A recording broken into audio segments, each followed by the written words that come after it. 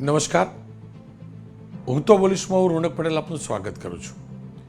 હું તો બોલીશનો જે સતત 1485મો એપિસોડ, એટલે કે 1500 એપિસોડમાં હવે 15 એપિસોડ બાકી. સતત 1485મા એપિસોડના બે મુદ્દા છે. પહેલો મુદ્દો છે મહેબૂબની સલ્તનત પર સ્ટ્રાઇક. થોડુંક અટપટું ટાઇટલ છે, પણ આ હકીકત છે. આજે પણ આપણા ગુજરાતમાં, આપણા અમદાવાદમાં મહેબૂબ નામનો એક શખ્સ, એક ગુંડો રીતસરની સલ્તનત ચલાવતો હતો અને તેના ત્યાં બુલડોઝર ફર્યું છે. કેટલી મોટી સલ્તનત હતી, કેવી રીતે વિકસી હતી, એની પણ વાત કરવી છે. અને બીજો મુદ્દો છે આતંક સામે એકતા કેમ નહીં. જી હા, આતંકી હુમલા બાદ આજે જે પ્રકારે વિપક્ષ અને ત્યારબાદ શાસક પક્ષે સોશિયલ મીડિયા પર રિએક્શન આપ્યા છે, એ આપણા દેશ માટે ચિંતાજનક છે, એટલે બોલવું છે. પરંતુ શરૂઆત કરું મારા અમદાવાદના હૃદય સમા ચંડોળા તળાવમાં સલ્તનત બનાવનાર આ મહેબૂબના ત્યાં થયેલી સ્ટ્રાઇક પર.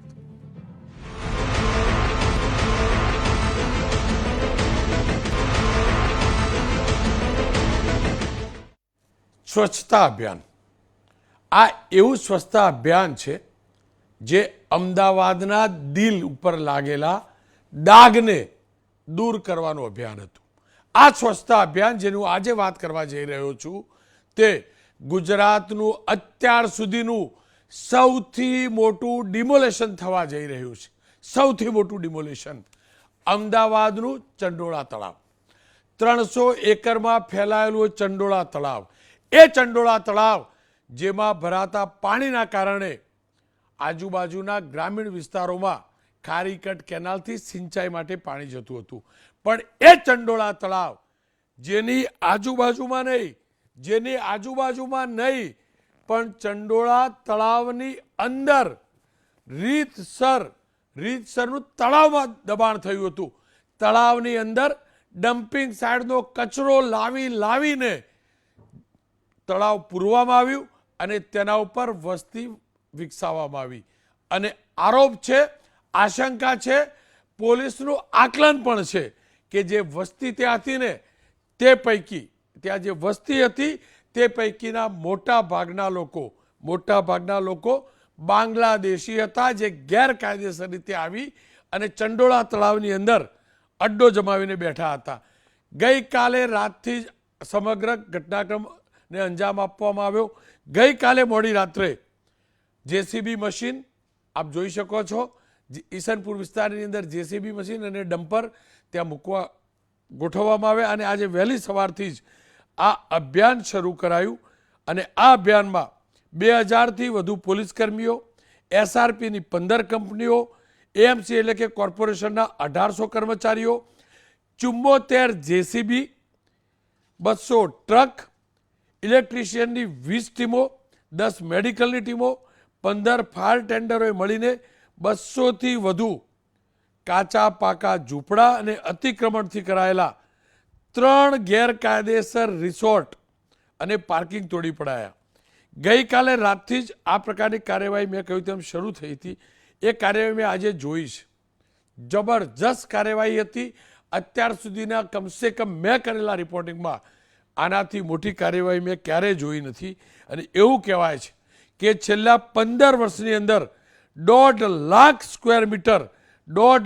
સ્ક્વેર મીટર આ તળાવની અંદર ગેરકાયદેસર બાંધકામ કરી દેવામાં આવ્યા છે, જેમાંથી 50,000 સ્ક્વેર મીટરમાં ડિમોલેશનની કામગીરી કરવામાં આવી રહી છે.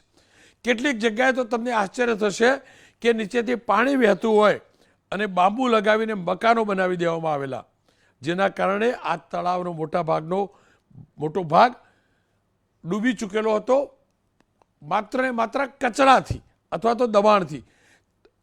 જે પ્રેસ નોટ આવી છે તે પ્રકારે થોડાક મહિના પહેલા જ્યાં 4 આતંકવાદીઓની અટકાયત કરવામાં આવી હતી, તે સ્થળને પણ તોડી પાડવામાં આવ્યું છે. હાલમાં એબીટી, જેએમબી અને અન્ય આતંકી સંગઠનો પણ ઘણા આતંકવાદીઓ બાંગ્લાદેશી જેલમાંથી મુક્ત થયા પછી ઘૂસણખોરીનો પ્રયાસ કરી રહ્યા છે અને ચંડોળાના લોકો સાથેનો સંપર્ક કરી રહ્યા છે, તે પોલીસનું કહેવું છે. પોલીસે છેલ્લા કેટલાક દિવસથી દેશની અંદર ગેરકાયદેસર રીતે પ્રવેશેલા બાંગ્લાદેશીઓ કે જે આપણા ગુજરાતમાં સ્થાયી થઈ રહ્યા છે, ખોટા દસ્તાવેજ બનાવીને તેમના વિરુદ્ધ રીતસરનું ઓપરેશન શરૂ કર્યું હતું. અને 4 દિવસ અગાઉ 5 દિવસ અગાઉ જે લોકો પકડ્યા હતા, આશંકા હતી એ પૈકીના 150 જેટલા બાંગ્લાદેશીઓ ગેરકાયદેસર વસવાટ કરતા હોવાની પણ ખુલાસો થયો છે.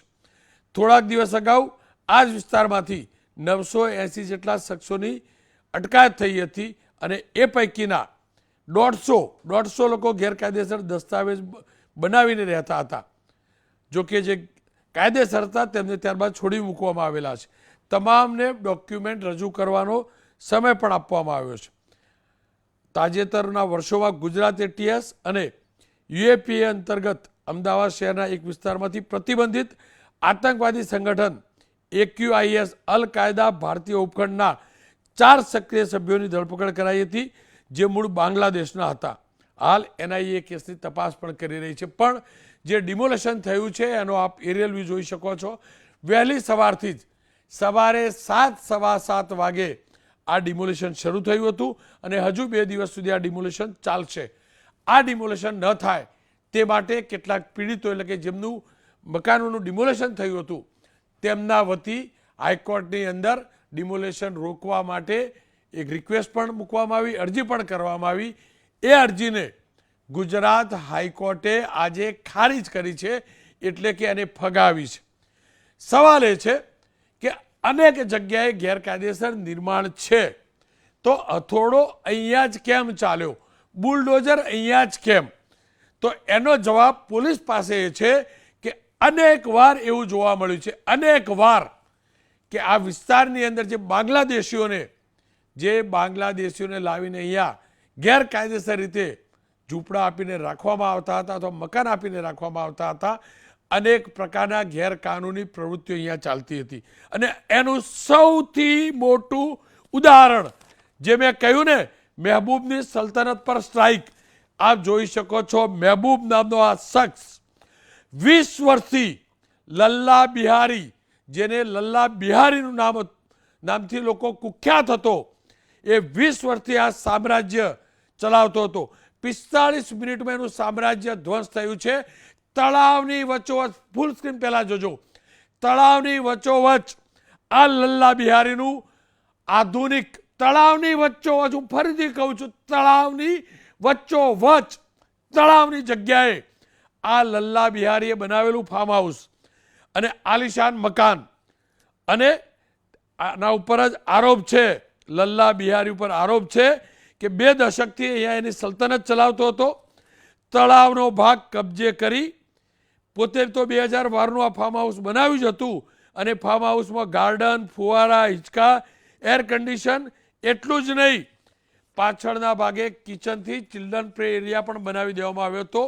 લલ્લા બિહારી ગેરકાયદેસર તો રહેતો જ હતો, સાથે અહીંયા ગેરકાયદેસર રહેતા લોકોને ટાર્ગેટ પણ બનાવતો હતો, રૂમ અને ગોડાઉન ભાડેથી પણ આપતો હતો. બાદમાં ધીમે ધીમે કાચા શેડ ઊભા કરી એને રોકડી એટલે કે ખંડણી ઉઘરાવવાનું ચાલુ કર્યું હતું. ચંડોળા તળાવ કે જે સરકારની માલિકીનું છે, આ તળાવના મોટા ભાગના વિસ્તારની અંદર એને પોતાનો અડ્ડો જમાવ્યો હતો અને દસ્તાવેજ પણ તમે જોયા છે. એ ભાડું ઉઘરાવતો હતો. મારા ગુજરાત સરકારની જગ્યા, એના ઉપર એને પાર્કિંગ બનાવેલું. પાર્કિંગનો આ કાર્ડ જોઈ શકો છો. હિરેન રાજગુરુએ તમામ દસ્તાવેજ ત્યાંથી શોધ્યા છે, આખો હિસાબ શોધ્યો છે. અનેક લોકો પાસેથી ભાડું ઉઘરાવતો હતો. ખોટા ભાડા કરાર કરીને ભારતીય નાગરિકતા અપાવવા સુધીનું તેને પેકેજ પણ તૈયાર કર્યું હતું. આમ લલ્લા બિહારી મહિને ઓછા નહીં 10 થી 12 લાખ રૂપિયાની કમાણી કરતો હોવાની આશંકા પણ છે. પોલીસના દાવા પ્રમાણે, પોલીસના આરોપ પ્રમાણે આ લલ્લા બિહારી બાંગ્લાદેશથી જે આવેલી મહિલાઓ હતી તેમનું શોષણ કરતો હતો, તેમની પાસે દેહ વિક્રયનો ધંધો કરાવતો હતો, સાથે જ ડ્રગ્સના કાર્ટેલ પણ એ ચલાવતો હોવાનું સામે આવ્યું છે. લલ્લા બિહારી અત્યારે ફરાર છે. તેના કુમાર એટલે કે કુંવર, એમના કપુત્ર પકડાઈ ચૂક્યા છે, પોલીસની ગિરફ્તમાં છે. લલ્લા બિહારી વાહન પાર્કિંગના નામે પણ ચલાવતો હતો. હું આજે ગયો, ઘણાને પૂછું કે લલ્લા બિહારી ક્યાં, એટલે કે પેલા પાર્કિંગવાળા પ્લોટમાં. મારે એ જ સમજવું હતું કે જે તળાવ છે ત્યાં પાર્કિંગ કેવી રીતે હોઈ શકે. ખેર, ફરી એકવાર કહીશ, સામાન્ય નાગરિકોને રંજાડવા ન જોઈએ. ગરીબ હેરાન ન થાય તેવું તમામ લોકો ઈચ્છે છે પણ છે, અને માનવતા પણ હોવી જોઈએ, આ હકીકત છે. પણ હા, મારા દેશની અંદર કોઈ ગેરકાયદેસર રીતે પ્રવેશી મારા દેશની જમીન હડપી અને મારા દેશની ભૂમિ ઉપર ગેરકાયદેસર પ્રવૃત્તિ કરતો હોય તો એકવાર નહીં, સતત એ ભૂમિ ઉપર ધ્યાન રાખવું જોઈએ અને એને જડ મૂળથી ઉખાડી ફેંકવા જોઈએ. સવાલ એ છે કે આ જે કાર્યવાહી થઈ છે તે કેટલી હિતમાં છે. શું માનવતાના મૂલ્યોનું ધ્યાન રખાયું છે? કારણ કે કેટલાક દલીલ એ પ્રકારની પણ આવી કે સામાન્ય ગરીબ લોકો ત્યાં રહેતા હતા, એમનું શું? અને એટલે જ ચર્ચા કરવા માટે મારી સાથે ગ્યાસુદ્દીનભાઈ જોડાયા છે, પૂર્વ ધારાસભ્ય છે કોંગ્રેસના, સૂફી સંત ખાલિદ નકવી પણ છે, મુસ્લિમ ધર્મગુરુ છે, દીપકભાઈ જોશી ભારતીય જનતા પક્ષના નેતા છે. આ ડિમોલેશન કેટલું મહત્વનું હતું એનો અંદાજ ત્યારે તમને આવશે. આ દ્રશ્યો જુઓ. એક તરફ ડિમોલેશન ચાલી રહ્યું હતું ત્યારે ગૃહ રાજ્યમંત્રી હર્ષ સંઘવી અને મુખ્યમંત્રી ભૂપેન્દ્રભાઈ પટેલ આજે અમદાવાદ પોલીસ કમિશનર ઓફિસમાં બેઠક કરી એના દ્રશ્યો જોઈ શકો છો. અહીંયા બેઠકની અંદર અમદાવાદ કલેક્ટર અને મહાનગરપાલિકાના અધિકારીઓ, પોલીસ ડિપાર્ટમેન્ટ એટલે કે ગૃહ વિભાગના અધિકારીઓ પણ હાજર રહ્યા હતા. ખેર, ચર્ચાની શરૂઆત કરું ગ્યાસુદ્દીનભાઈ આપનાથી. આપની મેં બાહેર પણ સાંભળી, આપની વાત થોડીક મેં પણ રિયલાઇઝ કરી. હું પણ એ વિસ્તારમાં ગયો તો મેં ગરીબ લોકો પણ જોયા છે. પણ ગ્યાસુદ્દીનભાઈ, એ પણ તો હકીકત છે. આપનો તર્ક અને દલીલ એ હતી કે એમને વૈકલ્પિક વ્યવસ્થા આપવી જોઈએ. પણ ગ્યાસુદ્દીનભાઈ, હકીકત એ પણ તો છે ને, એક ગુજરાતની ભૂમિ ઉપર આજે અડ્ડો જમાવીને બેઠેલો તો મહેબૂબ, એના ભાડવાત હતા ને. આ પણ તો હકીકત છે ને. કરે મહેબૂબ વ્યવસ્થા?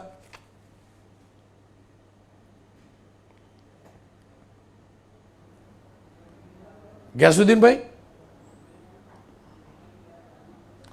હાજી જી હાજી સાહેબ, આપ રોનકભાઈ બહુ સારી રીતે આપે ચિતાર મૂક્યો. હવે આપને હું કહેવા માગું છું કે પેલું જે લલ્લુ બિહારી જે છે એ 30 વર્ષથી એનું સામ્રાજ્ય ચલાવતો હતો, 20 થી 30 વર્ષ સુધી. એને સખતમાં સખત કડી સજા થવી જોઈએ, એની પર UAPA લાગવો જોઈએ. અને જે એણે કૃત્યો કર્યા છે, જે ગરીબ લોકોની પાસેથી ભાડા ઉઘરાવવા, પાર્કિંગ કરવું, ગેરકાયદેસર ધંધા કરવા, હું સ્પષ્ટ માનું છું કે જે બાંગ્લાદેશી લોકો અહીંયા રહેતા હતા એ ઘણી બધી અસામાજિક પ્રવૃત્તિઓમાં જોડાયેલા હતા. અને વિદેશીને એમ હોય છે કે હું આ સામાજિક પ્રવૃત્તિ કરીશ અને જ્યારે પકડાઈશ તો મને ભાગવા માટે મારા દેશમાં મારી માટે જગ્યા છે. હું એવું કહું છું કે આ લોકોને તાત્કાલિક આ તમામ જે બાંગ્લાદેશી પકડાયા છે એ તમામને હાથમાં હથકડી, પગમાં બેડી બાંધીને એમનું મોઢું કાળું કરીને એમને બાંગ્લાદેશ બોર્ડર પર મૂકી આવવા જોઈએ. કેમ કે ઘણી વખત એવું થયું છે કે આમને પકડીને પોલીસ બોર્ડર પર મૂકવા જાય, પોલીસ બોર્ડર પરથી અમદાવાદ પાછી આવે એના પહેલાં તો આ બિહારીઓ, પશ્ચિમ ત્યાંના લોકો, બાંગ્લાદેશી લોકો તરત પાછા આવી જતા હોય છે. એટલે નિર્ભય થઈને એ લોકો અહીંયા આવી જતા હોય છે. એટલે આ જે સામ્રાજ્ય ચલાવનારો જે છે એ બહુ દુઃખની વાત છે કે એનો એટલો મોટો ત્યાં ફાર્મ હાઉસ હોય, પરંતુ એ ફાર્મ હાઉસ અત્યાર સુધી કોર્પોરેશનના અધિકારીઓ નથી દેખાયો, પોલીસને નથી દેખાયો. 30 વર્ષથી ભાજપનું શાસન છે. અહીંયા ગૃહમંત્રી તરીકે અમિતભાઈ બી રહી ચૂક્યા છે અને મુખ્યમંત્રી મોદી સાહેબ પણ રહી ચૂક્યા છે. અને ઘણા સમયથી અહીંયા ભાજપની સરકાર છે. કેમ એમના ધ્યાન પર ના આવ્યું? મારી પાસે જે માહિતી છે, આ લલ્લન, આ જે બિહારી છે એ ચૂંટણીઓ વખતે ભારતીય જનતા પાર્ટી માટે જ કામ કરતો હતો. અને આ જે અસામાજિક પ્રવૃત્તિ કરનારા લોકો છે એ હંમેશા સત્તાધારી પાર્ટીનું જે છે સમર્થન મેળવતા હોય છે. પરંતુ જે હોય તે, પરંતુ આ બાંગ્લાદેશીઓને એવી કડક સજા સાથે એમને મૂકીને આવો કે કોઈ પણ પાકિસ્તાની કે બાંગ્લાદેશી કે વિદેશી નાગરિક મા ભારતની પવિત્ર ભૂમિ પર આવવાનો પ્રયાસ ના કરે, હિંમત ના કરે. એવી એમને કડકમાં કડક રીતે એમને સજા કરીને એમને મોકલવા જોઈએ.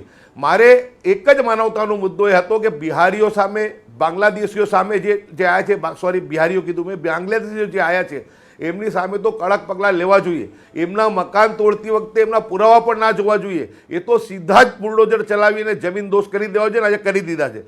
પરંતુ જ્યારે ક્રાઇમ બ્રાન્ચે 800થી વધારે લોકોને પકડ્યા, એમાં 600 લોકોને એ લોકોએ ભારતીય નાગરિકતાના પુરાવાના આધારે છોડી મૂક્યા. 200 બાંગ્લાદેશી તરીકે શકમંદોને હજુ રાખ્યા છે. એ 200 લોકોનું મકાન દેશ નાબૂદ કર્યા હોત તો હું માનું છું કે એ તો બિલકુલ જરૂરી હતું ને મારું પૂરું સમર્થન છે ને મારી કોંગ્રેસ પાર્ટીનું બી સમર્થન છે. પરંતુ જે 600 લોકોને ક્રાઇમ બ્રાન્ચે ભારતીય નાગરિક તરીકે મુક્ત કર્યા, એમના પુરાવા જોવાની જરૂર હતી.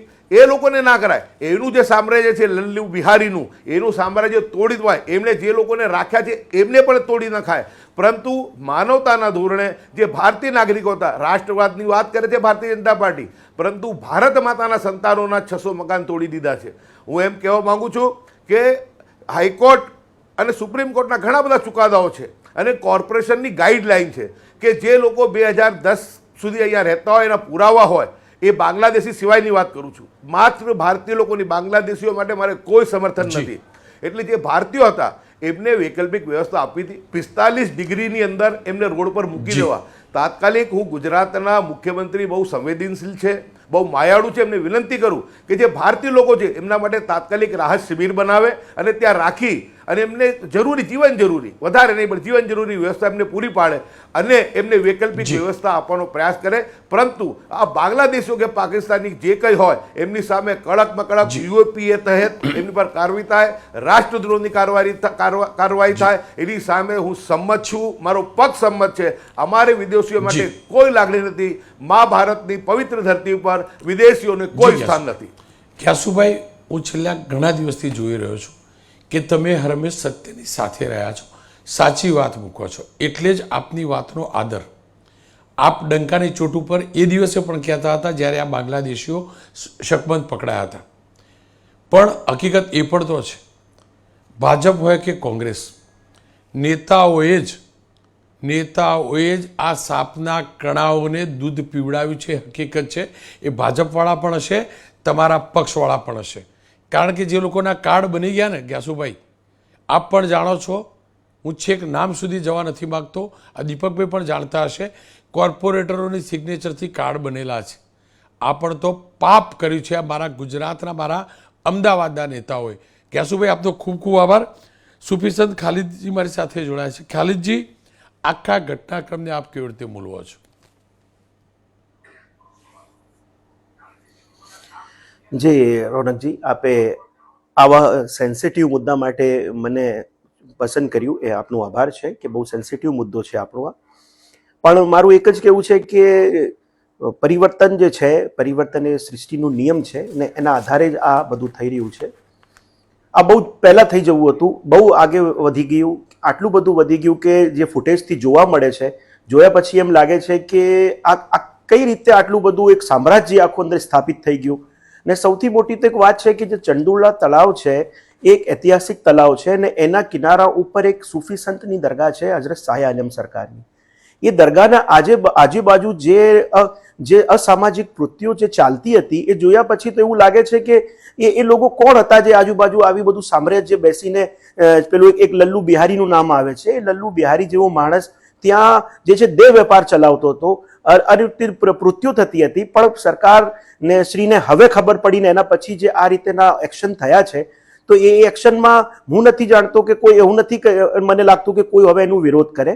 એનું કારણ છે કે જે રીતે બાંગ્લાદેશીઓ પછી પરપ્રાંતિયો એક સામ્રાજ્ય સ્થાપીને બેસી ગયા હતા ત્યાં, ને આટલી મોટી સંખ્યાના અંદર કે હજારોની તાદાદમાં ખાલી કરવામાં આવી રહ્યા છે, ને અંદર ફાર્મ હાઉસ જેવા વસ્તુ બની ગઈ, પાર્કિંગો બની ગઈ, ને એ તો એક તલાવ છે ને કાયદેસર જ્યારે જલાશય હોય, જલાશય ઉપર આવી રીતે કઈ રીતે આવડું મોટું દબાણ થઈ ગયું. ને સાથે સાથે જે રીતે બાંગ્લાદેશીઓ સાથે જે પરપ્રાંતિયોનું ત્યાં જમાવડો, હું માનું છું કે પ્રોપર આપણા જે ગુજરાતીઓ છે એના લોકલ માટે કેટલું બધું પ્રોબ્લેમ ક્રિએટ કરી રહ્યું હતું. આપણું આખું ભૂગોળ બદલી નાખ્યું હતું, અમદાવાદનું આખું ભૂગોળ ચેન્જ થઈ ગયું હતું આવા કારણોના કારણે.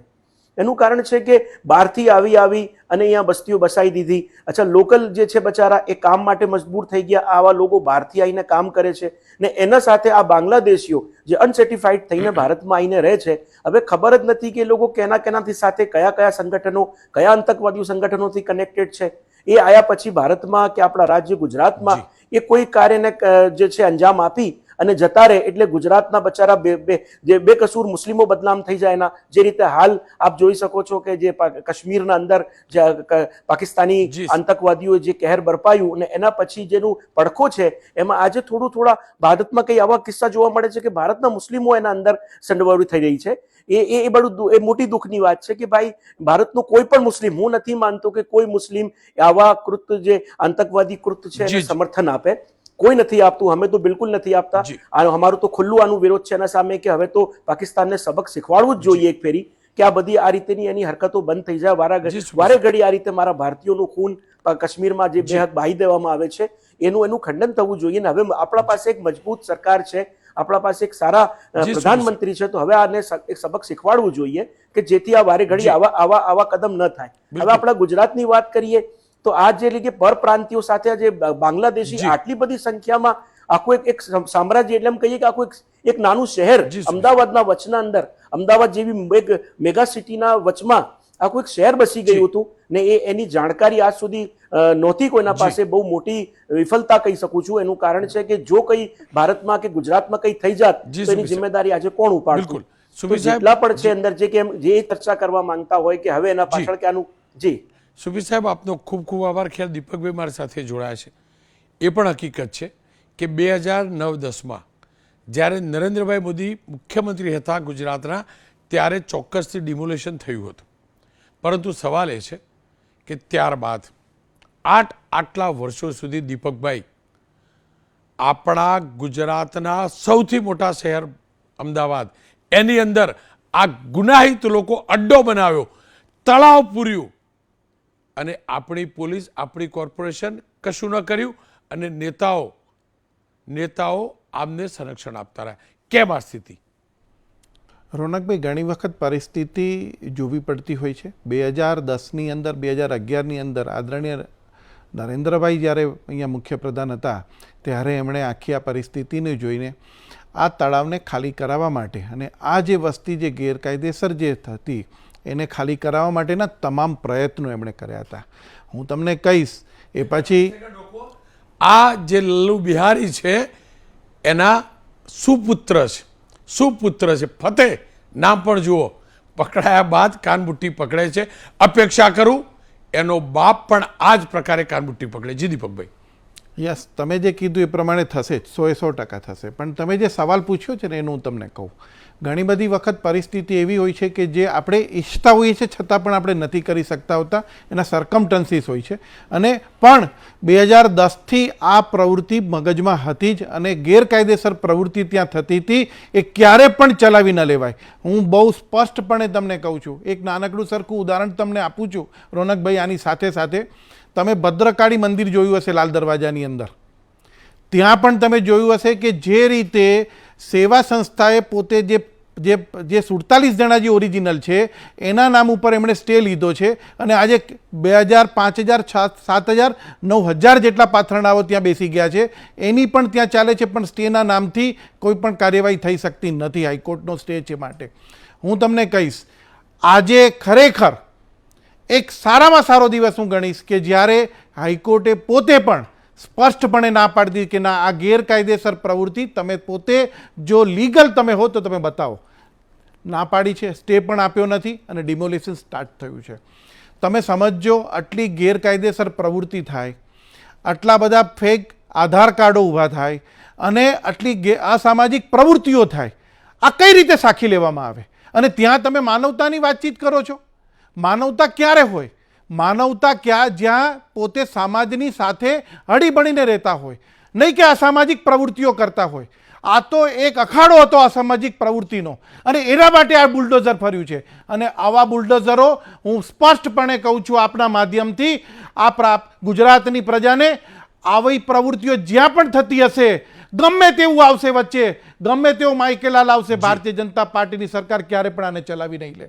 આ ખરેખર આજે સરાહનીય પગલું ભર્યું છે અને બહુ ગૌરવ સાથે હું તમને કહું છું કે આવી પ્રવૃત્તિઓ ક્યારે પણ સાખી લેવામાં ના આવે. પણ દીપકભાઈ, એ પણ તો હકીકત છે, હજુ પણ અનેક ઠેકાણે આ પ્રકારના દબાણ છે.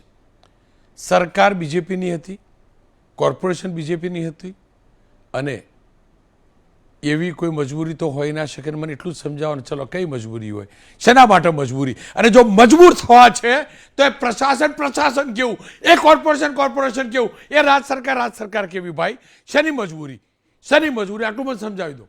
રોનકભાઈ, આજે સવારનું ઉદાહરણ તમે જોયું હશે.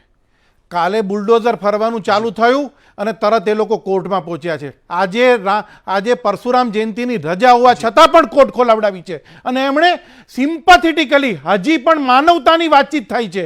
આ વસ્તુને આગળ ધરીને અત્યાર સુધી સ્ટે લેવામાં આવતો હતો. મેં તમને એટલા માટે ભદ્રકાળી મંદિરની વાતચીત કરી છે કે ત્યાં પણ આ જ રીતની એક લાગણીની વસ્તુ મૂકીને ત્યાં સ્ટે લેવામાં આવ્યો છે અને આવી પ્રવૃત્તિઓ થઈ રહી છે. તમે જોજો, આજે જેને પરમિશન આપવામાં આવી છે એ માત્ર 47 કે 50 જણા છે. આજે એ લોકો 9,000 લોકો ત્યાં બેસી રહ્યા છે. કોઈને પણ કહીએ તો સ્ટેના નામ ઉપરથી વાતચીત કરે છે. આજે સવારે પણ આ એક પ્રયત્ન થયો છે. હું સરકારની મજબૂરી મેં આ પ્રકારની મજબૂરી વાતચીત કરી હતી કે ઘણી વખત કોર્ટને પણ મિસગાઈડ કરીને આવા લોકો એક સ્ટે લઈ આવતા હોય છે ને એના લીધે અમારા હાથ બંધાઈ જતા હોય છે. બાકી કોઈ પણ માઇકેલાલની તાકાત નથી કે આવી પ્રવૃત્તિ કરી શકે. દીપકભાઈ, આપનો ખૂબ ખૂબ આભાર. ખેર, ફરીથી કહું છું, જો શાસક પક્ષ હાથ બંધાઈ જાય એમ વાત કરતા હોય ને તો અમારા જે દિવસ હાથ બંધાઈ ગયા ને તો પછી પેલું બટન દબાવવા કોણ જશે? બસ આ જ બચ્યું છે. રાજનેતાઓ આવા અસામાજિક તત્વોને આશરો આપે છે, કોઈ પણ પક્ષના, અને એટલે જ આ પ્રકારે દબાણો થાય છે અને ત્યાં ગેરકાનૂની કૃત્ય થાય છે. આ શરૂઆત છે. આ રોકાવું ન જોઈએ. અને એક ઈશારો કરું છું, અહીંયા તો ગેરકાયદેસર પ્રવૃત્તિ થતી હતી એટલે ઉખાડી ફેંકવું જરૂરી હતું. પણ સરકાર પણ જાણે છે, શાસક પક્ષના નેતાઓ પણ જાણે છે, નદીની વચ્ચે કોણ ખોટી રીતે ખનન કરેલી રેતીની અવરજવર માટે બાંધ બાંધે છે, કોણ સુરત સહિત અથવા તો સુરતના નામ સાથે કહું, તાપી નદીની અંદર લગ્ન માટે સુરતના કયા ઉદ્યોગપતિએ તાપી નદીમાં પ્લેટફોર્મ બાંધ્યું હતું? આ પણ ગેરકાનૂની છે. એક નાનો વ્યક્તિ કરે ગેરકાનૂની કૃત્ય તો પણ એ ગેરકાનૂની છે, અને કોઈ મોટો કરતો હોય તો પણ ગેરકાનૂની છે. શરૂઆતથી જ આપણે ડામી નથી દેતા ને એટલે આ સ્થિતિ સર્જાય છે. એટલે જ આટલા બુલડોઝરો લઈને દોડવું પડે છે. પણ હા, આનંદ એ વાતનો છે, ઓપરેશન અમદાવાદ ક્લીન શરૂ થયું છે, સ્વચ્છતા અભિયાન શરૂ થયું છે. દાદા, તમારી સરકારની અંદર અપેક્ષા રાખું, અમદાવાદ જ નહીં, આખા ગુજરાતની અંદર આ પ્રકારનું સ્વચ્છતા અભિયાન યથાવત રહે, અંત સુધી યથાવત રહે, અને તો જ મારું ગુજરાત સ્વચ્છ ગુજરાત, સ્વસ્થ ગુજરાત ગણાશે. કારણ કે આવા જ કીડાઓએ ગુજરાતને બીમાર પાડવાનું કૃત્ય કર્યું છે, જે આજે હું ચંડોળામાં જોઈને આવ્યો છું.